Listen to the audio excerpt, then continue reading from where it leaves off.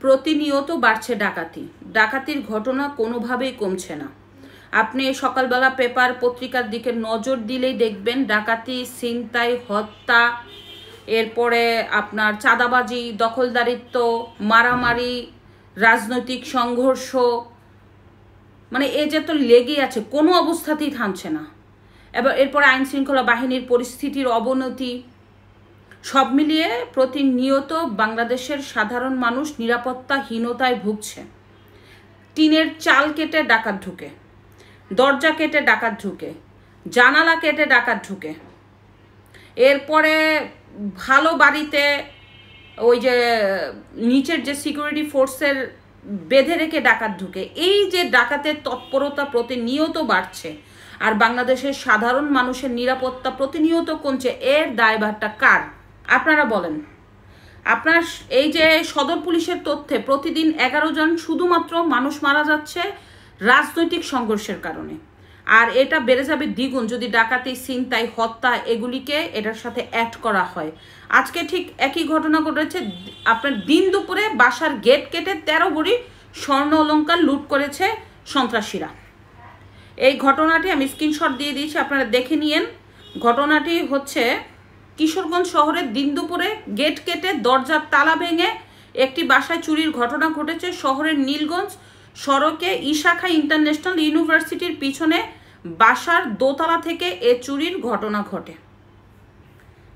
এরপরে গতকালকে মিরপুরে বাসায় ডাকাতি করে 100 ভরি স্বর্ণ লুট করে। এর আগের দিন বগুড়াতে টিন কেটে ঘরে ডাকাত প্রবেশ করে, এরপরে ডাকাতি করে নিয়ে যেয়ে আবার ওইখানকার যে একজন মানুষকে হত্যা করে যায়। এর 2 দিন আগে নোয়াখালীতে মা মেয়েকে জবাই করে মানে ছিনতাই করে 30 ভরি স্বর্ণ।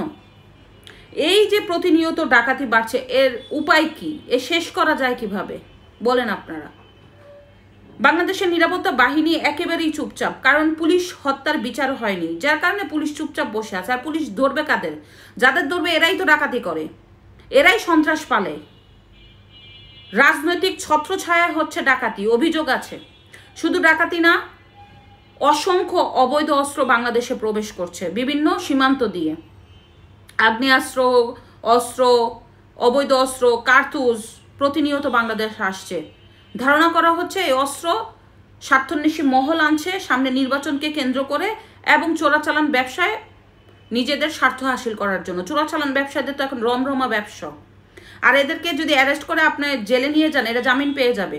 কারণ আপনারা দেখছেন 24-এর পরে যেভাবে সন্ত্রাসীদের জামিন দেওয়া হয়েছে, জঙ্গিদের জামিন দিয়ে দেওয়া হয়েছে। এক্ষেত্রে ওই দেশে তো বাংলাদেশের নিরাপত্তা কমবে, এটাই তো স্বাভাবিক।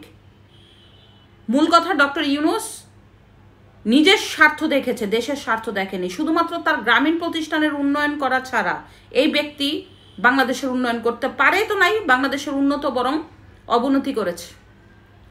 এর মধ্যে আবার প্রতিনিয়ত সাধারণ মানুষের যে নিরাপত্তা বিঘ্নিত হচ্ছে, মেয়েদের ধর্ষণ হচ্ছে, ছোট ছোট বাচ্চাদের ধর্ষণ হচ্ছে, ধর্ষণের হার বেড়ে যাচ্ছে।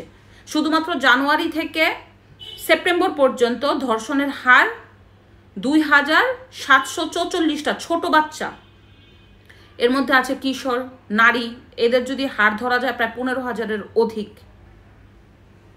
এ হচ্ছে বাংলাদেশের খারাপ পরিস্থিতি। শেষ হবে কবে কেউ জানে না। ধন্যবাদ।